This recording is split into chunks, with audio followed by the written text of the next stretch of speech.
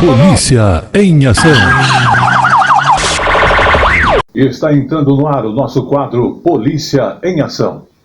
As ações da polícia em benefício da população. Polícia em ação. E começamos falando aí sobre receber uma mensagem com tentativa de um golpe através do Pix. Muitas pessoas têm recebido e acabou sendo cada vez mais comum. Pouca gente sabe é que existe uma ferramenta que permite reaver o dinheiro enviado aos golpistas.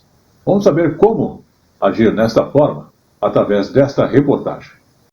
Em meio ao verde das plantas e ao som dos pássaros, uma coisa foi capaz de tirar a paz de Solange. Mexeu bastante com o meu emocional, assim, me senti, assim, a pessoa mais burra do mundo, como que cai. E é isso que normalmente as pessoas falam, como é que você cai num golpe desse? A família inteira fala isso, né? Entraram em contato com Solange pelo WhatsApp, alegando ser o filho dela. O golpista disse que trocou de número e pediu com urgência um valor para depositar na conta de um amigo. O modus operandi já é conhecido. 4 em cada 10 brasileiros já sofreram uma tentativa de golpe com Pix. Mas o que 9 em cada 10 pessoas não sabem é que existe uma forma para tentar reaver o dinheiro que foi para os golpistas. É chamado de mecanismo especial de devolução e serve tanto em caso de golpe quanto de falha operacional dos sistemas das instituições financeiras envolvidas na transação. A coisa mais importante é perceber que caiu no golpe, o mais rápido possível precisa entrar em contato com o seu banco. O importante é que isso seja feito rápido. Por quê? Assim que o cliente faz a reclamação, o banco do cliente envia uma notificação aqui para o Banco Central e a gente imediatamente repassa essa notificação para o banco do fraudador. E aí o banco do fraudador, assim que ele receber essa notificação, ele vai bloquear os recursos na conta do fraudador. A pressa para acionar o mecanismo não é exagero. Cerca de R$1 bilhão já foram devolvidos após as vítimas indicarem que ocorreu uma fraude. Parece muito, mas representa apenas 10% das solicitações de devolução. E antes de precisar deste recurso, é bom ficar atento ao que chega pela tela do celular ou do computador. Sempre pensar 2 vezes quando alguém te pedir algum tipo de dinheiro, principalmente por meio de rede social, né, WhatsApp, Instagram. Quando você vai fazer o Pix, vai aparecer o nome de uma pessoa que não é o seu parente, né? Então, as pessoas têm que ter o cuidado de olhar aquela tela antes de colocar a senha, olhar o nome da pessoa e se certificar que, de fato, você está fazendo o Pix para a pessoa que você quer fazer. Polícia em ação. E vamos agora ao segundo caso do Polícia em Ação. A Polícia Federal investigou a lavagem de dinheiro do tráfico no Rio de Janeiro. As operações para desarticular esse esquema de lavagem de dinheiro do tráfico internacional de drogas esteve acontecendo no Rio de Janeiro. Vamos observar. Hoje iniciou pela manhã essa operação que se chama Tamoios, com 50 policiais federais, com pedido de busca e apreensão. São 8 mandados e na cidade aqui do Rio, de várias localidades aqui na cidade, na capital e também na Baixada Fluminense e Nilópolis. Essa operação começou em 2021 e o que acontece agora com o desdobramento? Eles estão aí seguindo essa rota. Que a carga de cocaína saiu aqui do Rio de Janeiro por rodovia até Vitória, a capital capixaba. E era levada a droga por mergulhadores em barcos pesqueiros, barcos pequenos. E esses mergulhadores chegavam nos cascos dos navios e os navios seguiam para a Europa. Então é uma operação praticamente internacional, né? E nesses mandados também estão apreendendo 126 milhões de reais desses criminosos. São 2 apartamentos de luxo localizados na frente da praia, na Barra da Tijuca, aqui no Rio de Janeiro, uma casa em Angra dos Reis, além de carros de luxo e motos aquáticas. Polícia em ação.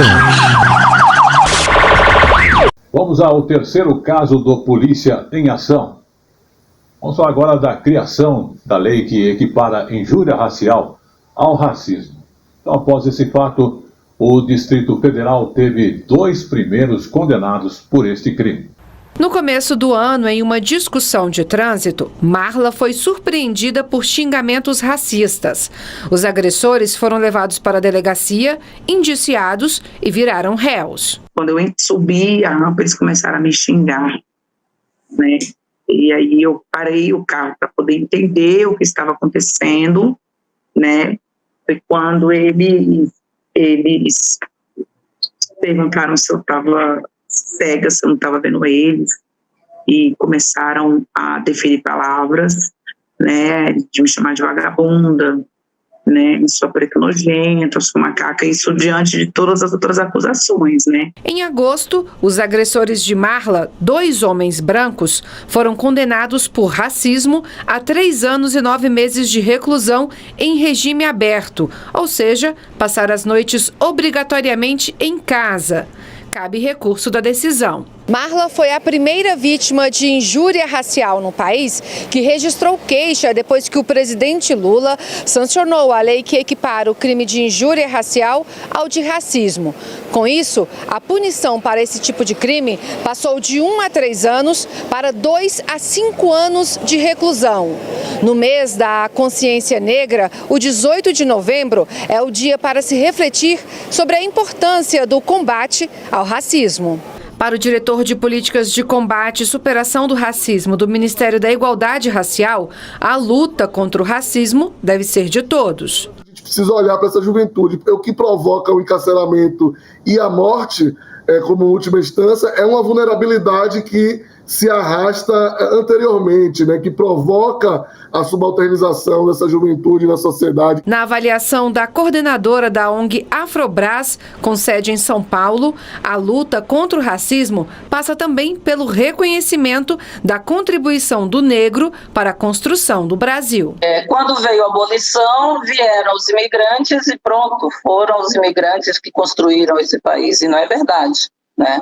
Então, se voltarmos, se as pessoas veem realmente na história, nós somos os verdadeiros criadores desse país. Lógico que os imigrantes vieram depois, ajudaram com a sua cultura, com a sua arquitetura e tudo mais.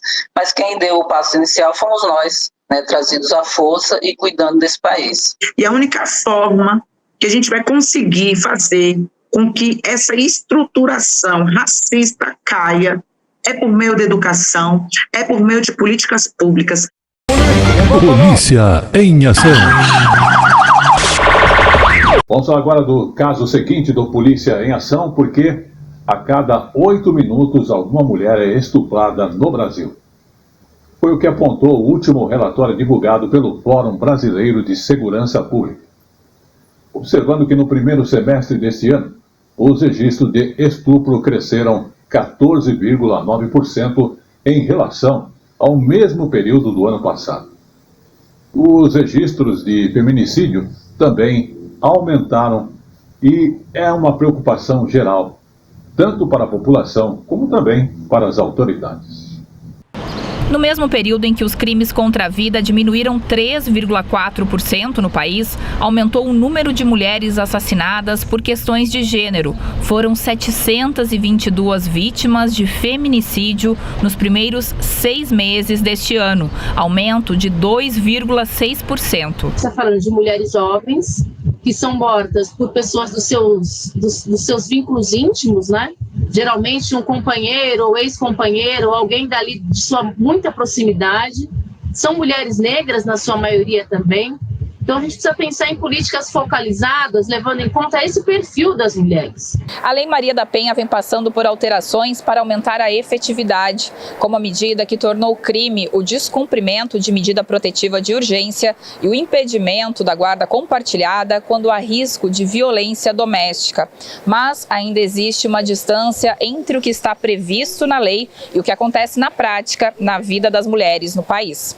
A conscientização sobre a violência contra a mulher pode ajudar a evitar novos casos. É o que aconteceu no final de outubro em São Paulo, quando uma mulher foi salva de uma tentativa de estupro depois que um motorista de ônibus desconfiou da abordagem. Nos primeiros 6 meses do ano, foram registrados 34 mil casos de estupros e de estupros de vulneráveis. Houve aumento em todas as regiões do país. A maior variação foi no sul, seguido pelo norte, nordeste, centro-oeste e sudeste. De cada 4 casos registrados, 3 são de estupro de vulneráveis, o que inclui menores de 14 anos. Está falando de pessoas que não têm aquela capacidade, aquele discernimento, né, para perceber que estão diante de uma violência sexual, e a gente também está lidando com crianças, né, com menores de idade, menores de 14 anos. Significa o seguinte, que uma vez a violência tendo acontecido, é necessário que um adulto faça essa mediação,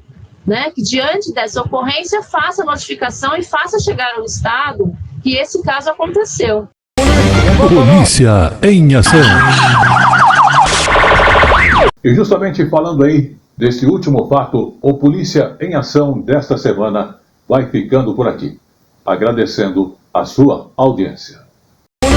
Polícia em ação.